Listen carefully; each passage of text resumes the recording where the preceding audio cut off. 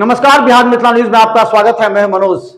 दरभंगा में क्यों बढ़ रहे हैं हत्या, लूट और डकैती के मामले?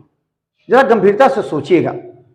दरभंगा एसएसपी अवकाश कुमार हालांकि कड़े तेवर दिखाते हुए कई थाना प्रभारियों को इधर से उधर भी कर दिए, फिर भी चोरी की घटना घट रही।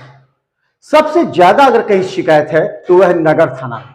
अगर आप इतिहास पलट के देख लीजिए तो नगर थाना प्रभारी कितने बदले गए हैं, कितने निलंबित हो गए हैं, दूसरे अन्य थाना प्रभारी नहीं हुए। वहां पूरी तरह एक व्यवसायिक माहौल होता है। व्यवसायियों की सुरक्षा को लेकर के कई बार सवाल उठते हैं, कई बार व्यवसायी से रंगदारी मांगने के सवाल होते हैं या फिर जाम का होता है। कई तरह के सवाल होते हैं जो नगर थाना प्रभारी को उठानी पड़ती है। तो समस्या सिर्फ यह है कि दरभंगा में अलग तरह के गैंग, जो कि छठ दशहरा के समय जो लोग घर जाते हैं उसी समय वो जो शिकार करते हैं ऐसे घरों का, और वहां पर डकैती कर लेते हैं। लेकिन आश्चर्य तब होता है जब घर में रहते हुए भी अगर चोरी और डकैती हो जाए तो ये काफी दुखद है। ऐसे में जिला पुलिस पर उंगली उठना स्वाभाविक बात है। हालांकि हम बता दें, थोड़ा सा मदन प्रसाद का इतिहास आप समझ लीजिए। मदन प्रसाद पहले इनको रखा गया था दंगा फोर्स में, इसके बाद सीआईटी टीम में रखा गया था। सीआईटी टीम में इन्होंने छापेमारी की, छापेमारी करते हुए लेकिन जो काम शिव मुनि प्रसाद ने सीआईटी में रहकर किया वो मदन प्रसाद ने नहीं किया। मदन प्रसाद को कहते थे लोग कि यहां शराब रखा है, वो जाते थे, वहां उन्हें शराब नहीं मिलती थी। यहां तक कि कई बार हम बता दें कि दरभंगा के तत्कालीन एसएसपी बाबू राम ने उनके व्हाट्सएप पर भेजा कि जाइए, यहां पर फोटो भेजा है किसी ने, यहां जाकर कीजिए, लेकिन उन्हें रिकवरी नहीं हुई। ये अयोग्य हैं, इस बात को हम नहीं कहते, लेकिन वो समझदार कितना है इस बात को आप भी समझ लीजिए। वहां उन्होंने उनकी उपलब्धि लगभग नगण्य रही।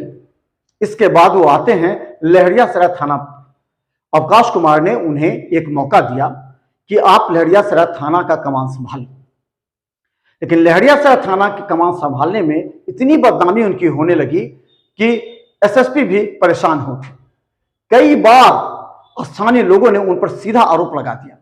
उनके रहते लहरियासराय थाना पर दलालों का अड्डा बन गया था। वैसे लोग मदन प्रसाद के पास बैठ करके चाय पीते थे जिन्हें क्षेत्र में सीधा एजेंट या थाना का दलाल कहा जाता था। इनसे बदनामी हुई, कई बार चोरी की घटना घटी, कई जगह डकैती हुई, जिसमें एक डॉक्टर के घर में गुलेल गैंग ने लूट मचाई और 3 घंटे तक घर में रखा और फिर टेबल पर बैठ कर ही पैसा का बंटवारा करके चलते बने और आज तक गिरफ्तार नहीं हुए। याद कीजिए, पंडासराय में भी एक ज्वेलरी की दुकान में डकैती हुई, आज तक अपराधी गिरफ्तार नहीं हुए। इसके अलावा जब कई आरोप लगे तो एसएसपी अवकाश कुमार ने गंभीरता से लेते हुए तुरंत उनका तबादला नगर थाना कर दिया। मदन प्रसाद को वहां इंस्पेक्टर के रूप में पहले ही रह चुके थे, उन्हें कुछ नॉलेज भी था, ज्ञान भी था, और एसएसपी ने भी समझा कि कुछ वहां काम करेंगे।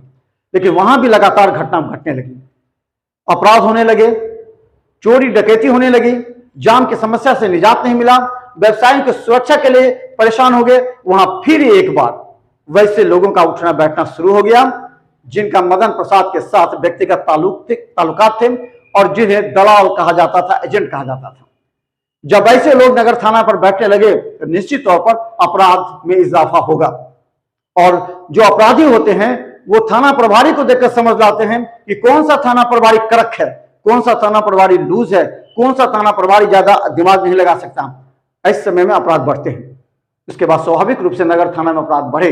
जब नगर थाना में अपराध बने तो डकैती हुई, और जब महाराज परिवार के एक सदस्य के घर में चोरी हुई, 30 से 35 लाख रुपए जेवरात चुर गए, तो ये सवाल उठा पुलिस पर कि गश्ती नहीं होती। ये बात सभी कहते हैं, गश्ती नहीं होती।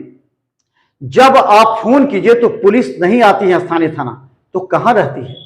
कई पुलिस के गश्ती गाड़ी को हमने देखा है कि गाड़ी लगाकर वो ऐसे जगह बैठ करके चाय नाश्ता करते रहते हैं जहां उनके व्यक्तिगत और आसपास के लोग इस बात को लेके उस व्यक्ति से डरते हैं कि इसका थाने से उठना बैठना है। आम लोगों के पास पुलिस थाना की गाड़ी नहीं जाती। अगर आप गौर कीजिएगा तो थाना की गाड़ी अगर अपने क्षेत्र में निकलती है तो वहीं उन्हीं स्थलों पर गाड़ी लगाती है जहां वो तो दलाल होते हैं या फिर जो भूमाफिया होते हैं, जहां उपद्रवी होते हैं। वो सामान आम लोगों के घर में बैठकर चाय नहीं पीती, अगर इस तरह घटे तो आम लोगों का मनोबल बढ़ेगा। और इसके बाद जब घटना घट गई तो एसएसपी ने एक बार और कड़ा निर्देश दिया। इसके बाद वहां से हटा दिया गया मदन प्रसाद को। मदन प्रसाद पूरी तरह अब यह सिद्ध हो गया है कि अयोग्य है। मैं नहीं कहता, लेकिन दरभंगा एसएसपी के द्वारा दो बार उन पर कड़ा एक्शन लेने के बाद यह जनता कहने लगी है कि मदन प्रसाद अंदर ही अंदर मुस्कुराते थे, लेकिन उसके पीछे एक और चोला था उनका, जो अब सामने आ गया है। अब उसी थाना के लोग, मुंशी या दरोगा, बोलने लगे हैं कि ये अयोग्य थे, क्योंकि इनका साठगांठ वो स्थानीय जो थाना के पुलिस थे उनसे भी विश्वास नहीं करते थे, वो अपने तथाकथित कुछ लोगों पर विश्वास करते थे। अब लहरियासराय थाना में रहे थाना प्रभारी एचएन सिंह को एक बार फिर पुलिस लाइन से नगर थाना की जिम्मेवारी दी गई। अब देखना यह है कि हरिनारायण सिंह, जिन पर पहले भी कई आरोप लगे हैं, अब वो क्या करते हैं। उनके समक्ष एक चुनौती है, क्या वो अवकाश कुमार एसएसपी के भरोसेमंद हो सकते हैं? क्या अवकाश कुमार ने जो जिम्मेवारी उन्हें दी है उसे वो पूरा करने में सक्षम होंगे? क्या नगर थाना क्षेत्र जो व्यवसायिकों का एक गढ़ माना जाता है, वहां वो शांति व्यवस्था कायम कर पाएंगे? कुछ दिनों में हम आपको दिखाएंगे। देखते रहिए बिहार मित्र न्यूज़, और आप रहे सतर्क, पुलिस पर निर्भर न रहें, अपने घरों की सुरक्षा आप कीजिए। अगर आप बाहर जाते हैं तो निश्चित तौर पर ऐसे लोगों की निगरानी में रखें ताकि वो आपके घर की सुरक्षा कर सके, या फिर सीसीटीवी कैमरा लगाएं, वाईफाई से कनेक्ट करें।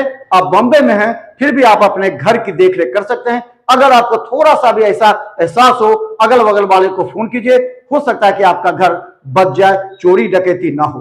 नहीं तो आज घर के अंदर रहते ही इतने अस्वस्थ हैं ये डकैत, चोरी डकैती करके चले जाते हैं। हम ये कटाक्ष नहीं करते, लेकिन हम तमाम दरभंगा के स्थानीय थाना, जिन पर अवकाश कुमार को विश्वास है कि दरभंगा की जनता की सुरक्षा करेंगे, उनको खरा उतरना चाहिए। नहीं तो मदन प्रसाद जैसे निलंबित होते रहेंगे, नए थाना प्रभारी आएंगे। लेकिन ये एक संदेश पूरे दरभंगा में चला गया कि एसएसपी ने मदन प्रसाद जैसे अयोग्य व्यक्ति को विश्वास किया और उसके अयोग्यता को लेकर के फिर उसे वापस बुला लिया। देखिए बिहार मित्र न्यूज़, क्योंकि हम बोलते हैं खरी